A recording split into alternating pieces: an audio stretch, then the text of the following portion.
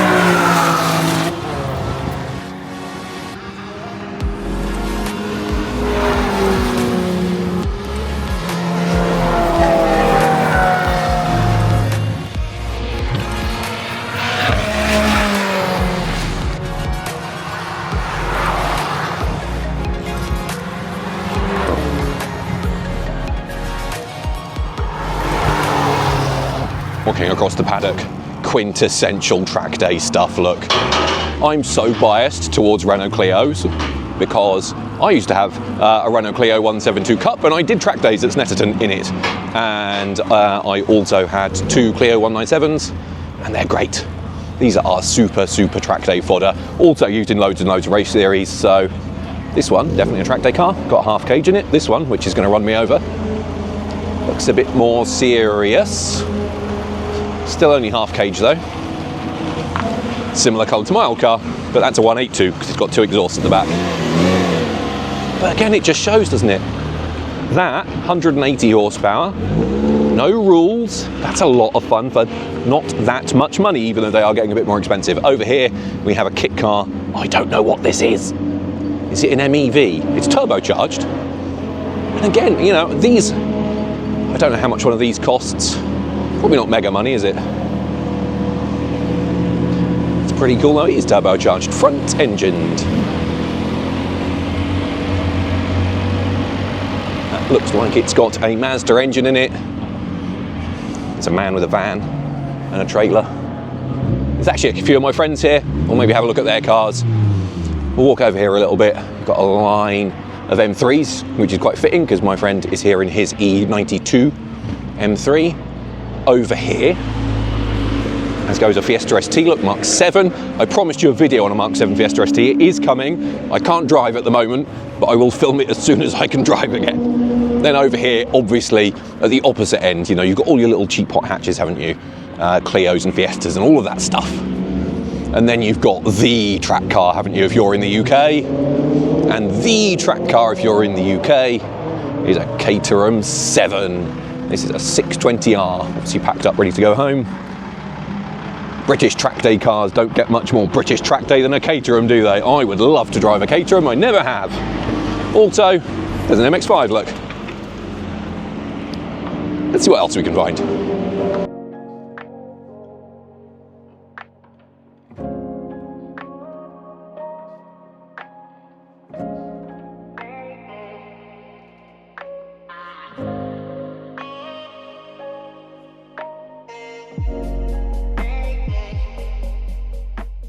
I'm not going to set fire to it. I make YouTube videos about rallying, and I'm telling people why track days, even though I make YouTube videos, are about rallying, why track days are better. So what are your names? Mark. Mark and Lee. We saw you waving and beeping your horn at people. So you've got R50 Mini? Yeah. Which is not in shot. How much did that cost you, if you don't mind my asking? £300. That is it, isn't it? Yeah. Because I've done a few rallies. If you do it in your own car, you're looking at least £1,000 just for a weekend. And that car cost you 300 quid. Yeah. Is this your first track day in it? Or you done? No, fourth. Fourth? And it hasn't died yet. Really? Have you done much to it?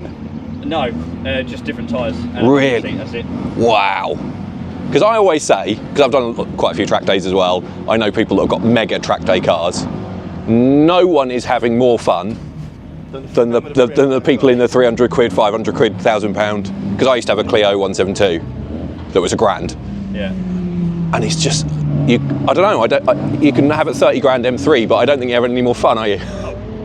No, that was good. That was the first time you've been out with me as well, so. Crazy. Yes, yeah. Yeah, so much fun, isn't it? That's Puck, I love it. Cheers, guys. Thanks. See, let's flip round. See, that's it. That is it. 300 quid car, £99 track day, set of tyres, second-hand bucket seat. You can't go wrong. This is the problem that rallying's got, isn't it? Let's just talk about this for a minute. If you're going to go rallying, stage rallying in the UK, I know it's a bit different in different countries. To buy a stage rally car, ready to go, absolute minimum, £5,000, absolute minimum for the most entry-level car, and you're probably going to end up spending some money on it, aren't you? For a single venue rally weekend, entry fees are now north of £300 on a lot of events. You need seats, belts, harnesses, all of that stuff, you know, your safety kit, your overalls, your helmet, easily £1,000. See how this is all adding up? When you can buy a Mini Cooper for 300 quid, put some tyres on it, a second-hand bucket seat, you can use a motorbike helmet, and come and do a track evening for 99 quid, full day for probably 200 quid. It's tricky this, isn't it? It shows why rallying is probably struggling in the UK to continue to find new people, isn't it? There is a lot of competition now, and you can do it in anything, can't you? Rallying, you can do it in a very specific car that meets a very specific set of regulations. Yes, you can do it in terms of having a fairly standard car, not a Caterham. Or to be competitive, you have to spend loads of money. But this, as those guys have shown, you can show up, 300 quid car, you're having just as much fun as the person in the M3 CSL or the GT3, both of which are lovely and we'll have a look at in a second. Is it worth it? I think that's the problem, isn't it? For me, I'm a rally fan through and through. I will always strive to do more events as a competitor and to do rallies as a driver, because it's in my blood. But if you're a younger person getting into cars and you just want to drive and enjoy your car, it's very difficult, isn't it, to justify making the financial leap from a cheap-ish track day car, or even a relatively, nice track day car, to doing rallies and spending £1,000 just on entry fees and tyres and things, if you're lucky, for an event, and showing up, doing a track day for 100 quid, or track evening for 100 quid, or a track day for 200 quid, and you've got fuel, and you just don't have all these limitations, do you? So it's tough, isn't it? It is tough. Anyway, let's look at some more cars. Ooh, this is lovely. 996 GT3. I know the new GT3s are amazing, but there really is something about the simplicity of this original car, isn't there? Look at that Mez on the number plate for the Metzger engine that these things had. Oh my goodness. I know the headlights are divisive. If I was buying a 911, look at it. How can you not like that? And then, similar era look, just about to go out, an M3 CSL. Look at the AP Racing brakes on this, if we can, before he drives off. Non-standard, because the brakes are a bit of a weak point on these, I believe. You do not often see an M3 CSL being used on track these days. This one is, which is lovely actually. It's what this car was for, wasn't it? It was built to be designed to optimise the already brilliant E46 M3 and make it an even more focused, hardcore car. So it's got that ductile spoiler, different diffuser, carbon roof, different wheels, that carbon airbox, lightweight seats, etc, etc, etc. Isn't that lovely? And isn't it nice to see it being driven instead of sitting in a garage, being used as an appreciating asset? It's a car at the end of the day, so it's so nice to see one being used properly, and it shows the variety, doesn't it? You know, we've gone from talking about a £300 Mini to an M3 CSL, and again, that's the beauty of it, isn't it? You can have anything you want. Again, you couldn't turn up to a stage rally in that car in the UK because it's a 3.2 litre engine, so it wouldn't be eligible under the regulations unless it was an RGT car or something. So it just shows you, doesn't it? And it's alongside another Mini, Renault Megane RS over here. Look, we're going to walk down this way a little bit, there's some Clios and things. It just shows, doesn't it? There's a lot of freedom. You can show up. This person with their Megane, look, I like this generation Megane, it's probably a bit underrated, isn't it? It's doing a track evening. They're probably going to drive home as something goes bang, and they're probably going to drive this car to work tomorrow. Can't do that in your stage rally car, can you? Another little Lotus 7 style car. This is a low cost look. It's got a 750 Motor Club low cost championship sticker on it. So, as I said, a lot of race people use these events for testing, and it makes sense, doesn't it? I'm not a big fan of that in a way. Look at that Toyota Chaser, very drift. I have my reservations about using track days as testing, because some people are fine. You do get some people. Fiesta ST, look, another staple of this kind of thing. That's a race car as well. Back to the testing thing. One drawback, I think, is you get a lot of people testing, some of them very well behaved, and realise that there might be people here who are inexperienced. You do get race drivers who use these as cheap testing and are a bit disrespectful. You know, there's very strict rules at track days about overtaking. As we let this start up, I wonder what engine that's got in it. It's got a carb of some kind, there's an air filter sticking out of the bonnet. If you can't afford a Caterham, there used to be a book, didn't there, about building one of these for a few £100. I suspect you can't really do that anymore in reality, but, you know, if you can't afford a Caterham, there are ways, and these do come up, and they're, you know, I think you can buy them for a few £1,000s, so it's not such a bad thing, is it? There he goes. So let's spin this round. So as I was saying, testing. You do get race people who use these events. They're very aware that not everyone's an expert, not everyone's a race driver, and they drive respectfully. You also get people who don't follow the rules. So you're only supposed to overtake, is it on the left or the right? I can't remember. You're only supposed to overtake on one side. You're only supposed to overtake on straights. It's the left, isn't it? And you know, you're not supposed to overtake in braking zones and all that stuff. And you do get some people who come to these type of events and they don't do that. You know, they're using it as testing for their race series, and they will drive in a slightly naughty way. So I think that's a bit problematic, especially if you've got people in very fast cars. But, you know, the thing is now is that a lot of road cars are so quick, aren't they, that they're actually quicker than a lot of race cars. But yeah, there's something to bear in mind, and maybe a slight weakness with track days. I think they perhaps should be a little bit more focused on behaviour of people who use them for testing. But you know, it doesn't stop the value, does it? Which is what we're here for, really. So, yeah, it's something to think about and be aware of. Certainly, if you're a novice track dayer, but still cheap, isn't it? Oh, I'm going to look at. There's a Clio over here, so I'm going to look at that. I love a Clio. If I was building a rally car, I would be very tempted to build it from a Clio 197, like this one. I think they're a good-looking car. I'm biased because I've owned 2 of them. I think they're a very capable car for the money. On track, like this one, this is obviously a racing car, isn't it? But, you know, you've got just under 200 horsepower, Brembo brakes, twin pivot front hubs. It's heavier, obviously, than a 197 or than a 172 or 182, the earlier cars that we were looking at before. But the chassis is much better handling car, and much more grip, much more serious.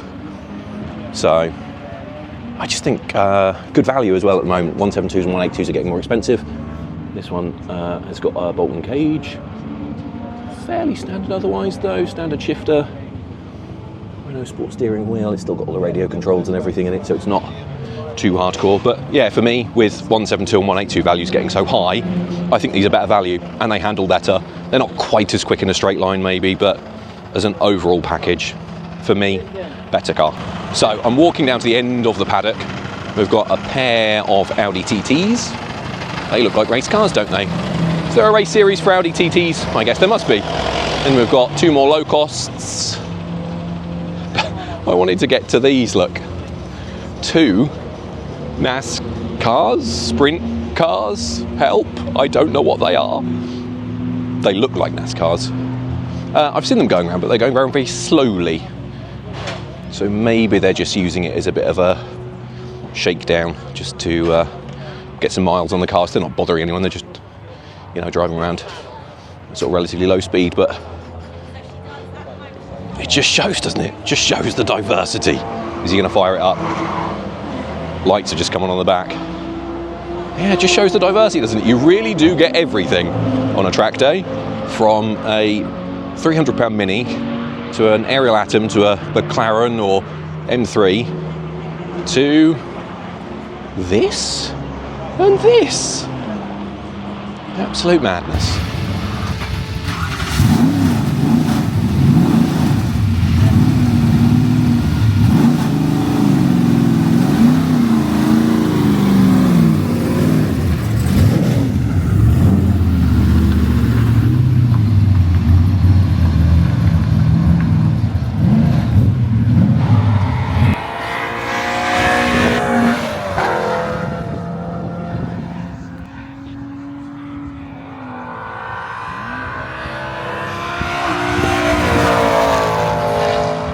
So there we go. As I very unprofessionally walk into the sun with the shadow of the camera on my face, I don't care, sorry, a little look at the world of track days and why I think rallying's having a harder time of it, you know. As I said, I'm a massive fan of rallying. I will always strive to do it and be involved in it, but I have done track days. I know a lot of people that do track days, and I think we have to face the fact, don't we, that there's a lot of competition these days, you know. There's a lot of competition for our attention generally, isn't there, with social media and all that crap. And as, you know, car enthusiasts looking to use and enjoy our cars, this is a big draw, isn't it? You know, and if you're looking for the best way to get the best value from your car and your motoring life, for want of a better expression, it's hard to argue, isn't it? You know, there's a lot less stress doing something like this. You show up in your road car, do some laps, drive home again. Yes, there's still, you know, you still have to pay for tyres and brake pads and all of that stuff, but